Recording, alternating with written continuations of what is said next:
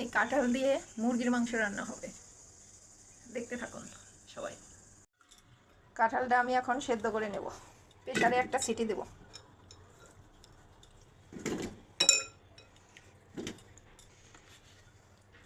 লবণ, হলুদ,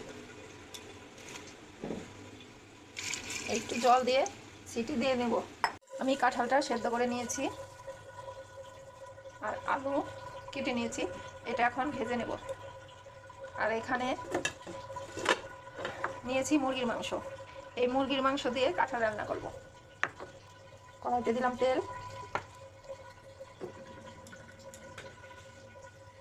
একটু লবণ, হলুদ,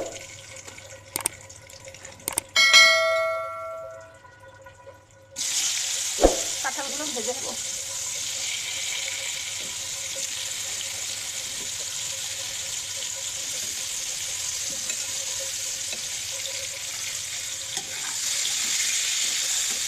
আদা, টমেটো, রসুন, আমি এটা বেটে নেব। কাঁঠালগুলো ভাজা হয়েছে, তুলে নেব।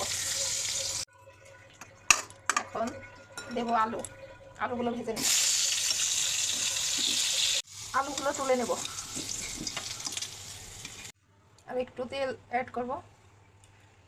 এখানে লাগবে আমার গরম মশলা, তেজপাতা, এলাচ, জিরে,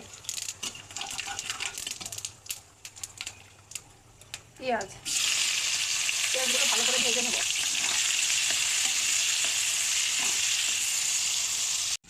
পেঁয়াজ ব্রাউন কালার হয়ে আসছে, এর মধ্যে দেব বেটে রাখা টমেটো, আদা, রসুন।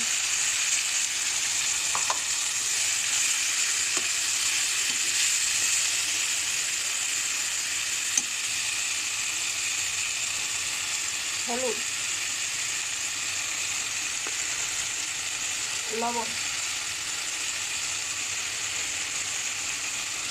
মরিচের গুঁড়ো, ভালো করে কষিয়ে নেব।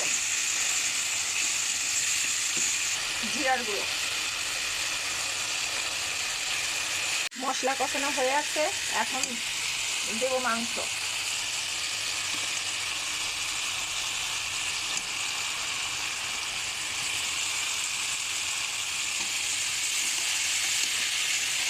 ভালো করে কষিয়ে নেব, মাংসটা ভালো মতন কষিয়ে নেব। ঢেকে দেবো।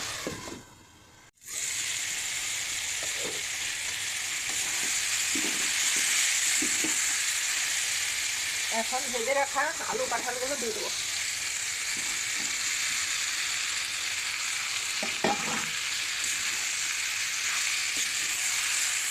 কষিয়ে নেব ভালো করে। মাংস কষানো হয়ে আসছে, এখন জল দেবো।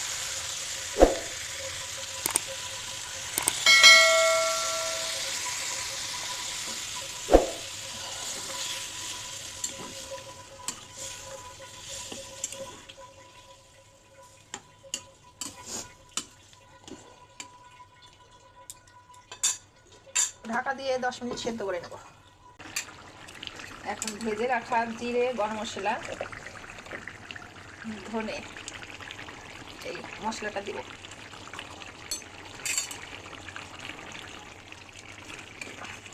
দেখুন মাংস আর কাঁঠাল বোঝাই যাচ্ছে না, মনে হয় কাঁঠালও মাংস হয়ে গেছে। আপনি বুঝতেই পারবেন না, এইভাবে রান্না করে খেয়ে দেখবেন, অবশ্যই ভালো লাগবে আশা করি। ভিডিওটি ভালো লাগলে অবশ্যই লাইক, কমেন্ট করবেন, শেয়ার দিতে ভুলবেন না। এই দেখুন পরিবেশন করেছি, কাঁঠাল মাংস সব একই রকম, মনে হচ্ছে না এটা কাঁঠাল। এভাবে রান্না করে খেয়ে দেখবেন।